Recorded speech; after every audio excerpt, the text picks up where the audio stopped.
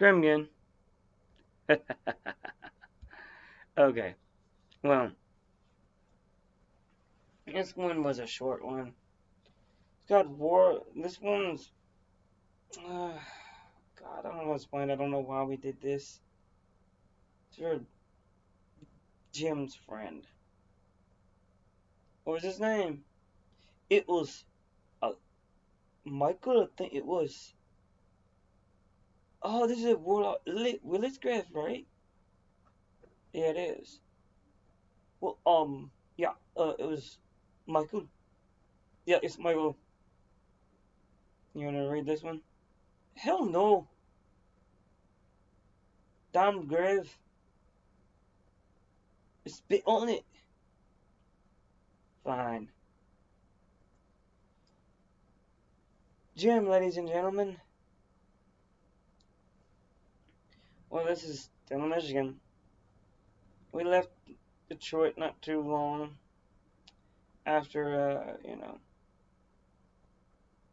that whole Red Dwarf incident of absolutely nothing. Not being paid. Okay. Well, Sarah didn't get a lot on this one, but here it goes. Warlock Willie's grave, Michigan. Somewhere in the cemetery hidden in that Huron Rover Drive and Zeeb Road in Silcone Township in Washita County lies a grave that's marked 1840. This grave has no stone. It is said to have been a grave of a warlock. It is very unkempt. Grave roots and limbs and grass all around it. They say if you come around sometime in the morning or night, you see a ghost, I guess, I suppose. She didn't finish off that, so, you know. Well, the guy, Michael, wanted us to capture the ghost on film. So we set out to do just that. It was a hell of a time putting up the cameras to where the cameras were balanced, to where, we could figure out. We also wanted to know if this guy was in a warlock or not. Rumors where he was. Again, rumors aren't rumors, just that. So we set about sometime in the morning, and set up the cameras. Michael came along. He wanted to look about, basically, see if we were doing our job right. He was paying us the minimum amount that we could get paid.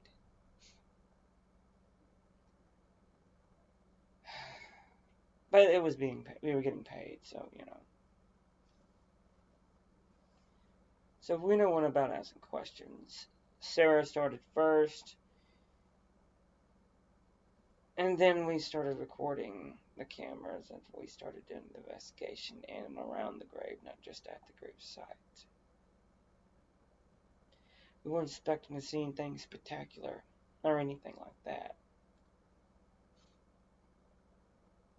Then again, we were not expected to see what we saw either. See, we didn't physically see it. We didn't see with our eyes. The cameras caught it. But what happened was this. Around 5 in the afternoon, I think it was. Michael started feeling a little sick. Maybe it was the 12 hamburgers he ate. No, I'm just kidding. This guy didn't eat much at all. He wanted to see a ghost, but he was not feeling very well. He sat down,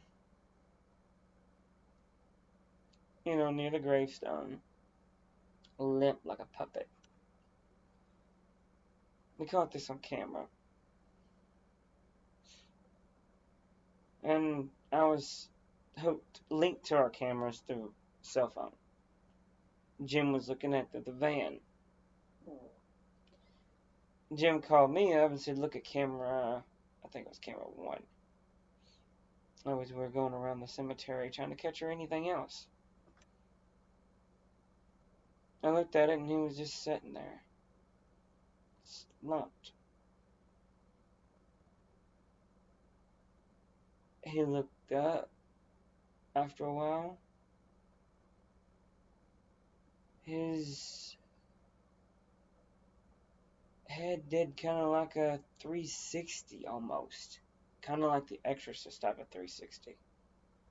Looked at the cameras, he smiled, head spun around again. It was creepy as hell. And he stood up. He walked over to the camera,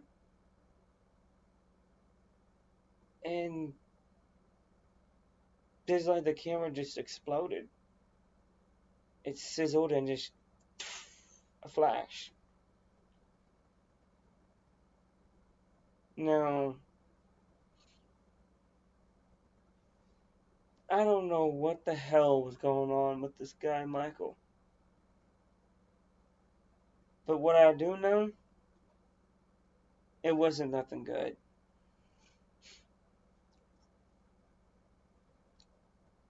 Sarah rushed over there to it. He was standing there. Jim rushed over. He was looking at both of them, smiling. His eyes were black.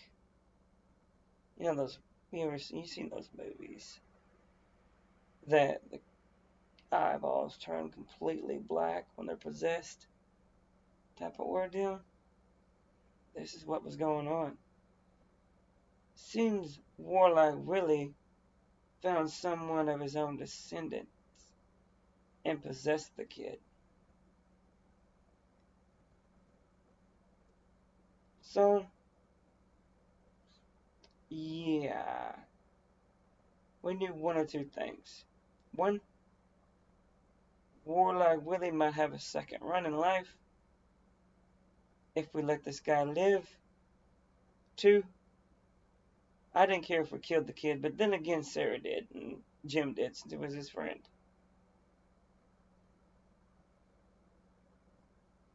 So, whatever he did to the camera, pretty sure he could do to either one of us.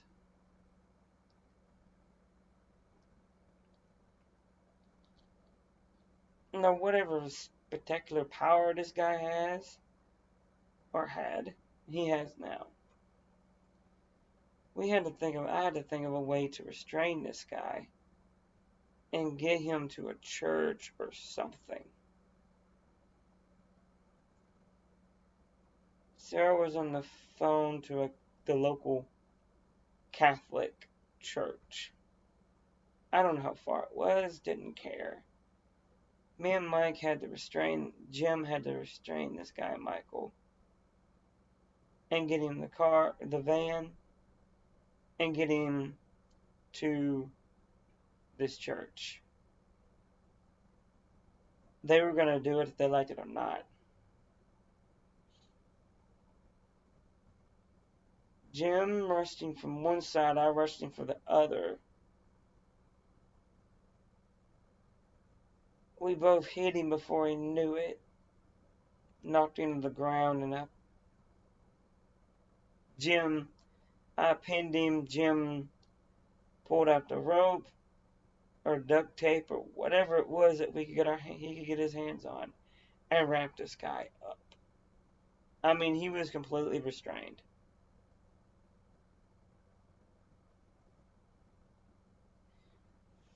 Sarah got the van ready for us. So we punked this guy up in the van. He started doing all the shocking. Every time one of us would touch him, it would freaking feel like a stun gun hit us. After we got in the van, His hands were kind of restrained more than the rest of his body because they were tied behind his back. I mean, double duct taped to where you can't even see your hands. So we get into this church, and they have a. We get out there, and we get into these doors, and they're saying, what do you do? This is late at night. What do you need? What do you want? Well, kind of, it's hard to explain. Excuse me, Father. Yeah, we have a possessed man out here. We need you to come and get him unpossessed. It's kind of hard to do that until Jim throws him in the floor of the church and electricity just starts popping out of the back of his hands. Yeah, they kind of helped then. So, but I didn't record this, nor did Jim, nor did Sarah. We stayed outside the room they were in, and about an hour or two later, there wasn't no electricity going through the freaking wall or anything like that anymore. And they said it was fine.